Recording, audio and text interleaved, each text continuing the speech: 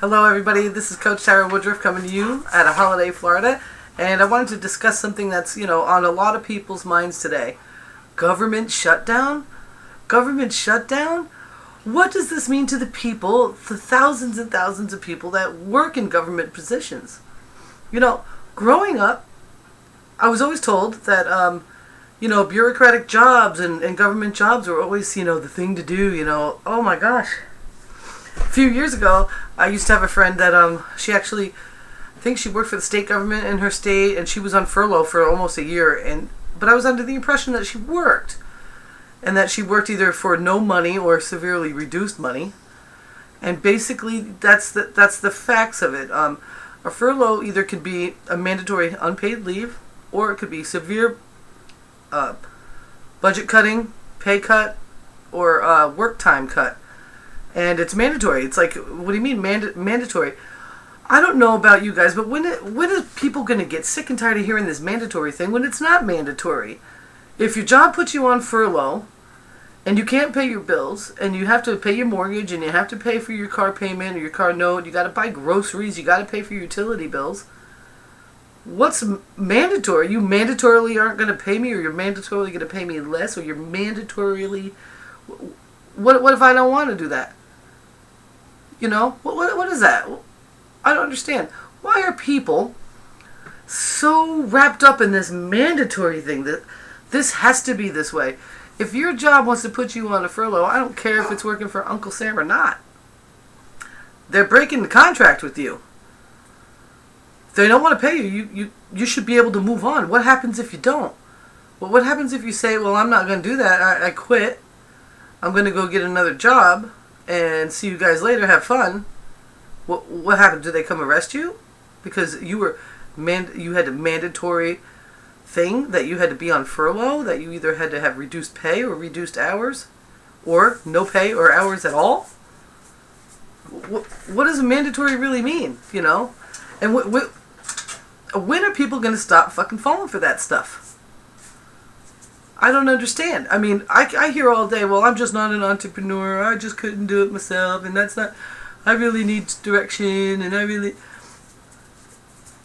not everybody's an entrepreneur. That's bullcrap. All of us are. All of us are. All of us have the capability of making a living right from the comfort of your home. You do. There's something inside of you that you have to share with the world. Whether you do a network marketing company or whether you do a small startup right out of your house. I mean, let's look at, who's that lady? J.K. Rowling. She wrote the book about the Harry Potter guy and everything.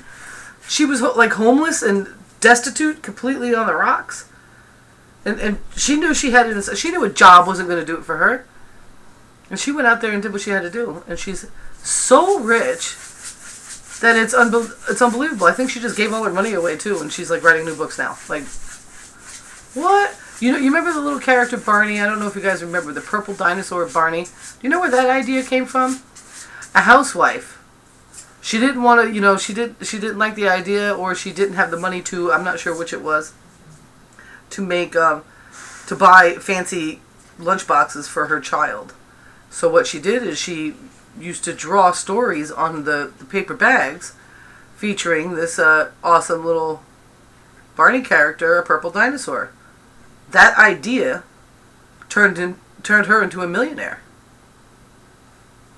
I'm pretty sure she probably didn't think that she could be an entrepreneur. I'm pretty sure she probably didn't have that in her head that, one day she was going to start an amazing company and make a bunch of money.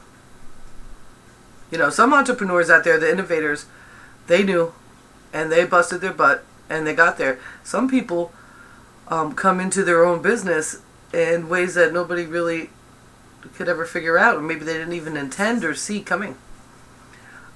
The thing is usually it has something to do with they were tired of something. They decided that enough was enough, that they were disgusted with their situation, and they made some sort of action. And it turned out for them that way. It took hard work. But I'm really tired of hearing people saying, oh, and then I don't want to hear that you're crying about it. Because every single person that does have a job should be running some sort of side business. to cover their asses when times like this happen. So say if you were an Avon lady and you worked for the Parks Department, the Federal Parks Department, and you got furloughed and you didn't know how long that furlough was going to go, and you knew it was mandatory, and you really wanted to keep that job, you didn't want to just leave that job.